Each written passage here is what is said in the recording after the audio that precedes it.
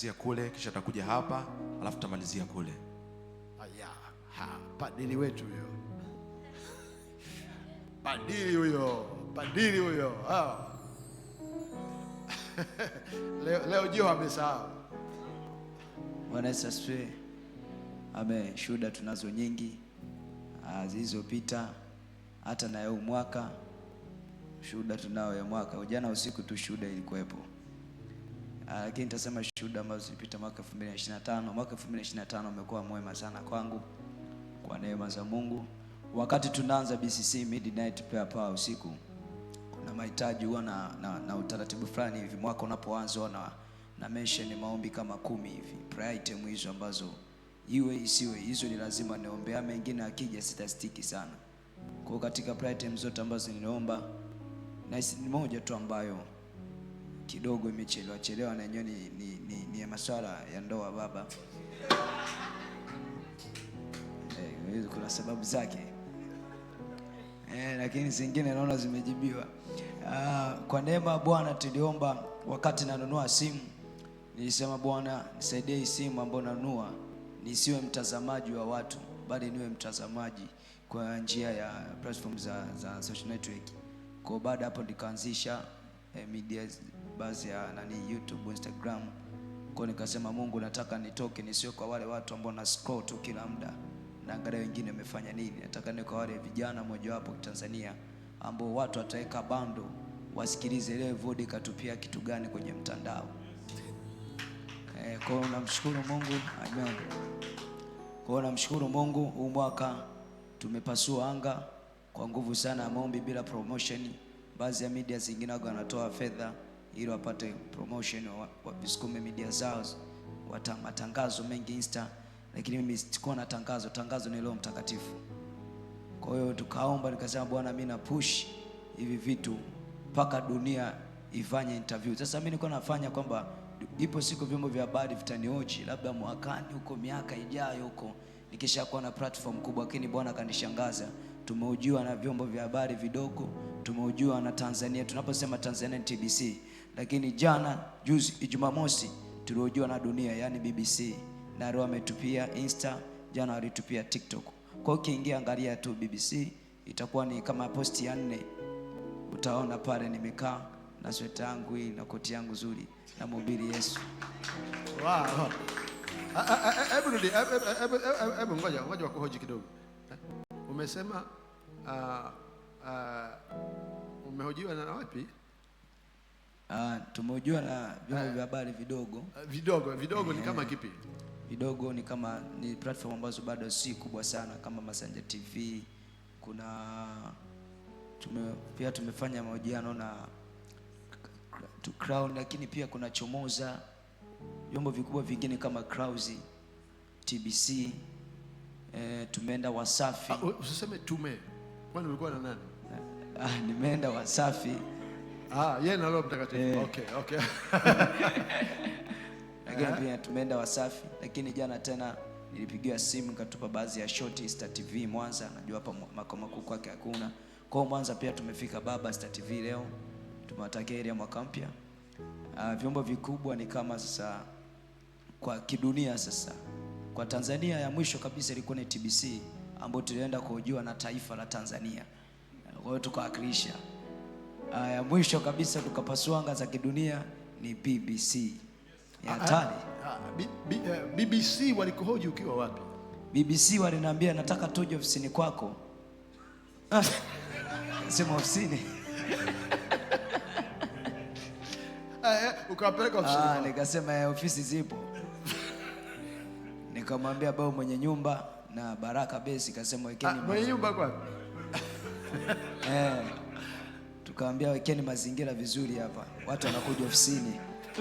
Nikamwambia mje ofisini, tuko ushirika taa floor namba 11. Hapo ndipo ofisi zangu zipo. Na walipokuja nikatangaza hii ni ofisi yangu. Alikuwepo na engineer, akasema huyu ni engineer James, huyu ni engineer Baraka. Lakini huyu tena ni mratibu wa mambo ya ndani, anaitwa mzee wa Power, au baba mwenye nyumba mratibu wa mambo ya ndani mahali hapa. Kwa hiyo nikajitambulisha mahali hapa. Kwa hiyo tukakaa engo hii tukachukua float ya kanisa, Mungu akatusaidia kwa tukapromote kanisa. Kwa hivyo kwa ukiangalia TBC utaona huu msalaba, tayari utajua kwamba tumeenda duniani. Mpe Yesu makofi. Haleluya. Haleluya. Ya, kwani kuna mwenye swali? Hawana maswali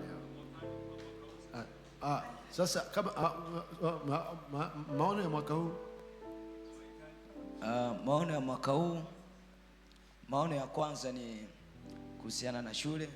Najua baba tayari ashasikia, na Mungu ni mwaminifu. Tarehe 5 tunaingia hapo, tutaenda Kibaha, tutachukua diploma English. Kwa hiyo sasa hivi nitakuwa nahubiri, mikoa ni mingi, ni diploma English. Kwa hiyo napiga Kiswahili, napiga na Kiingereza. Tumeenda duniani. Sasa hivi kipo lakini cha kugusagusa, cha kunywea maji. Sasa nataka kiwe ni Kiingereza cha kutereza. Kwa hiyo mipango mwakani hiyo kusoma kwanza, mwaka huu. Lakini pia nimeweka tena hitaji. Hili hitaji bado lipo, utakapomaliza shule Bwana anaweza kanifikiria hitaji la ndoa. Kwani mahitaji mengine, plani nyingine ni kuifikia Tanzania nzima. Na plan ya kuifikia Tanzania nzima kwa Street Gospel, kwa injili ya mtaani. Na natumaini Mungu tutakaunti Tanzania nzima. After Tanzania tutaenda mbali. Baba ana ahadi yangu ya Kabale. Kwa hiyo baba anakukumbusha Kabale. Oh yeah, Kabale, they are excited waiting for you. Yaani Kabale kabla hajafika tayari wameshapata taarifa. Ana mchungaji alishawaambia kwamba kuna kijana atakuja. Yeah, by God is grace. Amen. Hallelujah. Amen. Mpe Yesu makofi.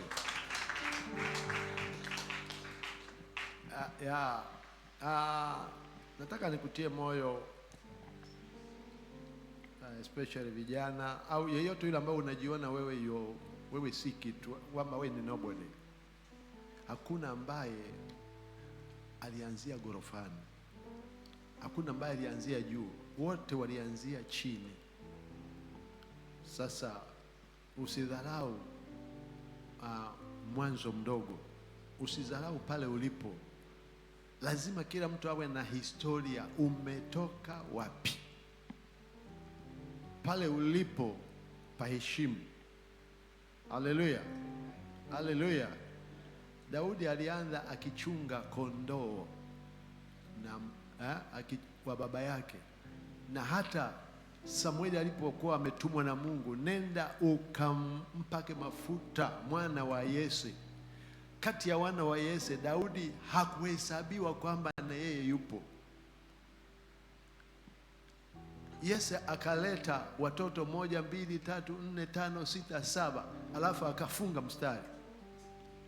Lakini Bwana akasema hawa wote uliowaleta hamna, huna mtoto mwingine. Ndio akasema yaani alikuwa amesahau kama na mtoto mwingine. Kuna mmoja yuko machungoni anaangalia vikondoo. Hao wengine wote ni viwango vya juu, walikuwa nyumbani. Yule ambaye si chochote alikuwa wapi? Machungoni. Lakini yule aliyekuwa kusikojulikana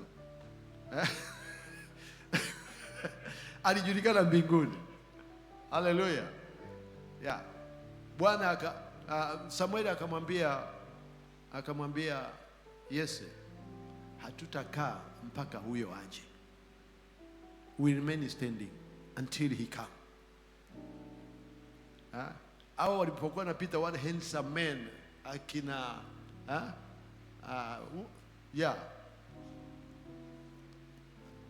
mtoto wa kwanza alikuwa nani? Mtoto wa kwanza wa Yesu alikuwa nani? Jamani, mnapewa hela hapa. I see. Mtanirudishia hizo hela. Yesu alikuwa na watoto wangapi?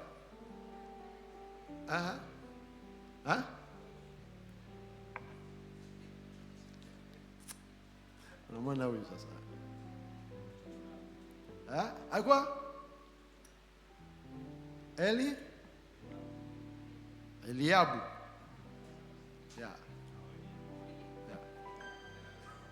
So Mungu akamwambia usimwangalie kwa vile alivyo mzuri, nimemkataa. Usimwangalie kwa alivyo. Kwa hiyo Eliabu alikuwa mzuri. He was very handsome. He was tall, handsome. Akamwangalia Samueli, akajiandaa kumpaka mafuta. Bwana akamwambia usimwangalie kwa uzuri wake. I've rejected him. Very sternly objection. Nimemkataa. Sio naye mtafuta. Wakapita hao wengine kina Shama kina nani wakapita. Ambia hapa hamna kitu hapa. Ikabidi amlete yule ambaye hakuwa kwenye hesabu. Bwana Yesu asifiwe. Daudi alipatunza pala alipotupwa kule pembeni. Tunza hapo unapopaona kama pamechaka hivyo. Anzia hapo paheshimu. Haleluya. Bwana Yesu asifiwe. Ndio historia. Utakapopanda viwango, utakapoangalia pale unasema, "Oh, nimetoka hapo." Uwe, jina Bwana libarikiwe. Haleluya. Yeah, so muamini Bwana utatoka pale ulipo. Bwana Yesu asifiwe. That is my message. Believe where you are, utatoka. Na hautatoka ukaenda kwenye rasharasha, utatoka utaenda viwango vingine katika jina la Yesu. Haleluya. Believe God for greater things. Mwamini Mungu kwa mambo makubwa. Believe God for greater things. Mwamini Mungu kwa mambo makubwa. Believe God for going higher to the higher level. Kwenda sehemu ya juu kabisa. Don't see yourself you are down. Usijione kwamba uko chini. See yourself you are going up. Jione kama unaenda juu. See yourself the Lord is calling you for higher mighty things. Jione kwamba Bwana anakuita kwa mambo makuu yaliyo juu. You are trusted for treasure for greater things. Umeaminiwa kwa mambo makubwa na yenye thamani katika ufalme. Hallelujah. Hallelujah. Yeah, Bwana amekuamini na wewe jiamini basi. Tatizo wengine hawajiamini. The Lord has trusted you. Bwana amekuamini. Trust yourself. Jiamini. Yeah, when you trust yourself, you are going to move out to another level. Utakapojiamini utakwenda viwango vingine. Hallelujah. Yeah. Everybody alivyokuja hapa alikuwa takataka, alikuwa anatupa huko na huko. Kalikuwa kanahangaika, kakija kushika bezi hapa kanafukuzwa. Kakikaa kwenye keyboard kanafukuzwa. Kikikata kakisimama kuimba, kanataka kuimba, anambia toka hapo, wewe ufaye.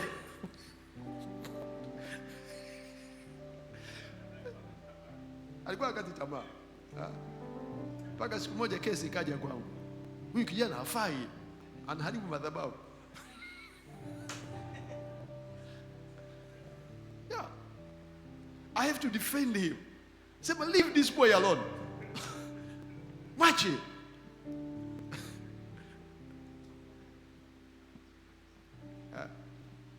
Sasa tukija kwenye midnight hapa, sisi tuna struggle kufikisha viewer 100. Mnafikisha mkipanda 90, 80. Sasa yeye akija akiunganisha cha kwake. Siku moja alikuja akaunganisha katikati ya ibada. Tumeshakwenda imefika sijui 50 tu ila gapi. Ile kuunganisha muda uliobaki tu. Tunafika mwisho, yeye ana 3000. Oh yeah. 3,000 over for a short time. Na wengine wakatuona na sisi.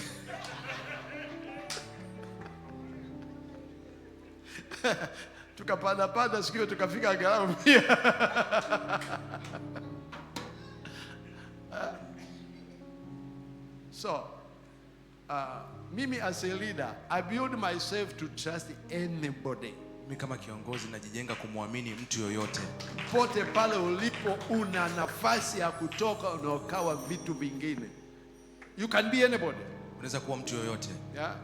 Unaweza kuwa askofu, unaweza kuwa rais wa nchi, unaweza kuwa kiongozi. You can be anybody because God can raise anybody to another level. I trust in the mighty, I trust in the greatest God. Namwamini katika Mungu mkuu. Yeah. Sasa kama mimi nakuamini, jiamini na wewe. Na Mungu ameshakuamini, ila wewe tu shida hujiamini. Haya, sema nitajiamini. Nitatoka hapa nilipo. Hallelujah. Yeah. Wewe sio wa juice. Usiishie kujiuza juice. Wewe juice zinaishaje? Watu wanakuja watu wanakuja wanasema juice imeisha. Wiki ya kwanza imeisha.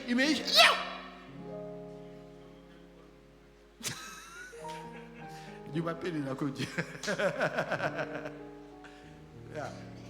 Ukiona wateja wanauliza vitu vyako vimeisha, ujue God is calling you for higher level. God is calling you. He has given you the market, but you are not creative. Bwana anakuinua kwenda viwango vya juu na anakuonesha ishara, lakini bado wewe hauna ubunifu. So move to another level. Kwa hiyo nenda viwango vingine. See what God has seen to you. Ona kile ambacho Bwana anakiona kwako. The Lord see you are great potential. No, see yourself where God is calling you. Bwana amekuona wewe una nafasi kubwa na kusudi kubwa. Sasa wewe unatakiwa kujiona pale ambapo amekuona yeye. Hallelujah. Okay, your turn.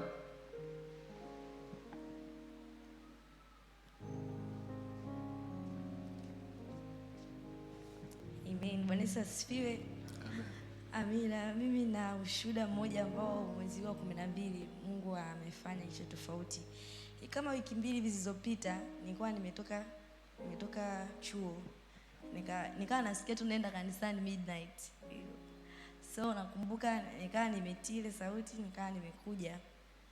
Kumbe huo muda mdogo wangu wa mwisho amepotea nyumbani.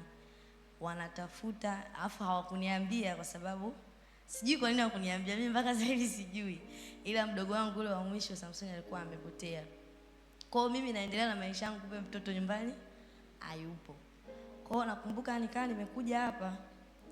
Hiyo siku nilikuwa nasikia tu kuomba hivyo, nikakaa. Baadaye jioni nikatoka nikaenda kutembea nikarudi. Sasa nimerudi midnight imeshaanza. Mlinzi akaja akaniambia, wewe kuna mtoto anasema wewe ni dada yake, yuko hapo chini. Sasa mimi nikajua kina Timo au nikaanza ni Timo au ni Allen, kwa sababu au akina Shukrani, wale watoto ambao waga, kwa sababu sikufikiria kwa haraka kama mdogo wangu anaweza yani tukakutana katika maeneo haya.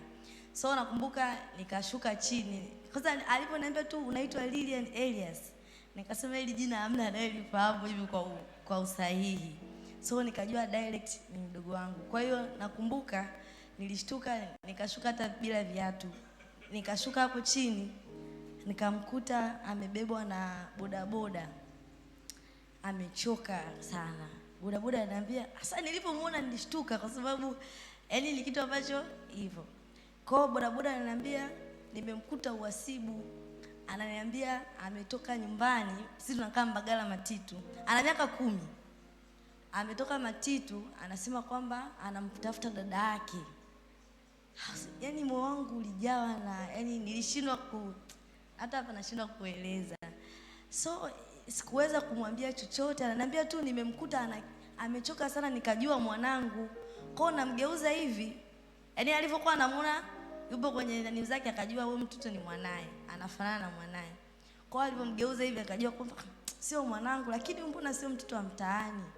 Ndio kumuuliza unaenda wapi? Hiyo ilikuwa ni saa 6 hivi usiku. Ndio kumwambia kwamba mimi naenda kwa dadangu. Dadangu anapatikana wapi? Ndio kusema kwamba anapatikanaga kanisani kwenye gorofa. Sijui sasa ilikuwaje mpaka akaweza kukumbuka ushirika tawa like nadhani yule baba akabidi atafute makanisa yaliyopo juu. So nakumbuka nikashuka hapo, ndo nikamkuta, ikabidi tu nimchukue nisiongee naye chochote. Ikabidi aoge hivyo. Asubuhi nikaenda nyumbani. Kwa hiyo mimi namshukuru Mungu kwa kweli. Kumbe nyumbani walikuwa washalia, yani washalia, yani baba huko. Sasa mimi ndo nilipompata ndo nawapigia, naambia mtoto yuko wapi? Ndo ananiambia mtoto tunataka tukwambie, mtoto yuko wapi? Mbona na mtoto hapa? Afu amniambii chochote. Ndo lakini namshukuru Mungu amepatikana. Kwa kweli siwezi hata kufikiria kwamba ingekuwaje, lakini Mungu ni mwema sana. Lovely. Hallelujah. Hallelujah.